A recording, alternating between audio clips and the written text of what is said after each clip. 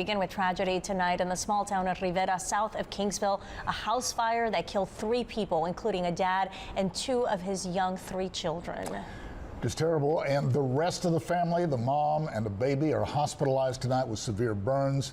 They are not doing well. It is our top story. Our Michael Gibson has the very latest tonight from Riviera.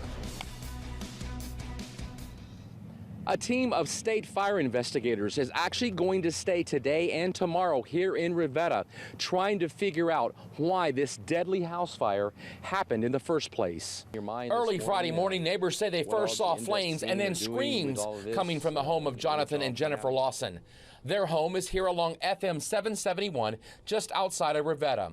These 3 people, Christy Sullivan, Andrew and Padley Edlin, ran as fast as they could to try and help Jennifer, who made it out, but her family was still trapped inside. She made it out, and she went back in there to get the 2-year-old out, and that's how she suffered her burns. And after that, the house was engulfed. It was too far. You couldn't even make it in the door.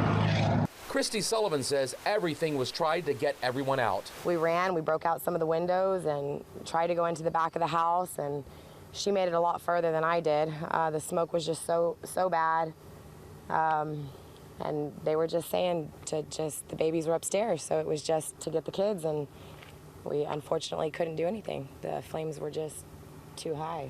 Patty Edlin ended up with a burned hand and cuts to her wrist after her desperate attempt to rescue the father and 2 children still inside the burning home.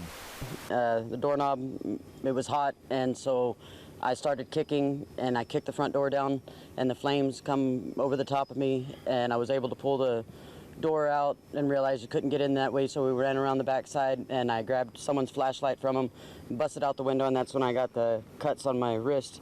Unfortunately, Jonathan and his 2 oldest children never made it out.